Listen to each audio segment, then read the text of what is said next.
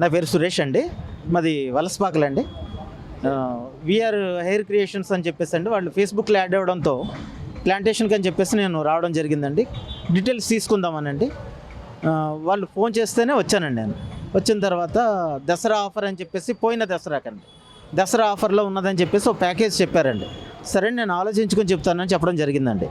అయితే ఆలోచించుకుందామని చెప్పే టైంలో మీరు పే చేయక్కర్లేదు అమౌంట్, 0 డౌన్ పేమెంట్తో మేము చేసేస్తాం, డబ్బులు కట్టక్కర్లేకుండా మీకు మేము ప్లాంటేషన్ చేస్తాం, మీరు మంత్లీ ఈఎంఐ కట్టుకోవచ్చు అని చెప్పేసి నన్ను మోటివేట్ చేసండి.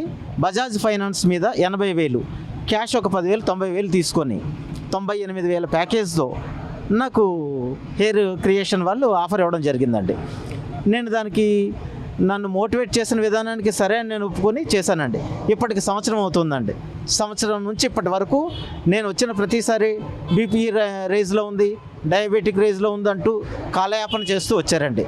గడిచిన మొన్న 2 రోజుల క్రితం 5వ తారీఖున 4వ తారీఖున ఫోన్ చేసి ఒకసారి వాళ్ళ క్లినిక్ రమ్మంటే వెళ్ళానండి. సడన్గా 5వ తారీఖున మీకు మేము సర్జరీ చేసేస్తామని అన్నారండి. 4వ తేదీని వెళ్ళి చూసేసరికి వాళ్ళు చూసారండి, రేపు చేసేద్దామని అన్నారండి. నన్ను రిపోర్ట్స్ అయ్యి రెడీ చేసుకోమంటే నేను రెడీ చేసుకుని ఇచ్చేయడం జరిగిందండి. 5వ తేదీన వీళ్ళు వచ్చి సర్జన్స్ వస్తారు, మీకు చేసేస్తామని అన్నారండి.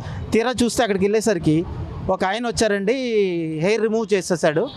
ఇంతకీ సర్జన్ కాదు, ప్రాపర్ డాక్టర్. అక్కడ ఎవరు అండర్లో డాక్టర్ ఎవరు లేరు. బయట నుంచి ఎవరినో బార్బర్ని తీసుకొచ్చి వాళ్ళతోనే ప్లాంటేషన్ చేయించేశారండి.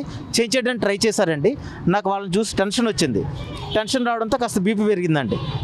అయితే ఈ లోపల నేను మీరు సర్జన్స్ అయినా అడగడం క్వశ్చన్ చేయడం జరిగిందండి. అడిగేసరికి వాళ్ళు హిందీ వాళ్ళండి, బయట నుంచి అక్కడ వర్ష నుంచి తీసుకొచ్చి వాళ్ళతో వర్ష బార్బర్స్ అనమాట, వాళ్ళని తీసుకొచ్చి ట్రీట్మెంట్ చేయించేద్దాం ట్రై చేశారండి. మీరు సర్జన్స్ అని అడగడంతో కాస్త కంగారు పడ్డారండి. వీళ్ళు పడేసరికి నాకు ఫస్ట్ లోకల్ అనస్థీషియా ఇవ్వడానికి ఒక 20 ఇంజెక్షన్స్ చేసేసండి. వెనకాల వూండ్ పెట్టేస్తారండి. నాకు బ్లీడ్ అవుతుందని అన్నారండి. నేను అడిగేసరికి వదిలేసి మీకు ఇప్పుడు సర్జరీ అవ్వదు, బ్లీడ్ అవుతుందని చెప్పేసి ఆపేయడం జరిగిందండి. అయితే నేను వాళ్ళ స్టాఫ్తో నా అమౌంట్ ఇచ్చేయండి, మీరు సర్జరీ చేసేలా లేరు, సంవత్సరం అయిపోతుంది, ఇక నేను ఈఎంఐస్ కూడా కంప్లీట్ చేసేసుకున్నాను అని చెప్పేసి అడిగానండి.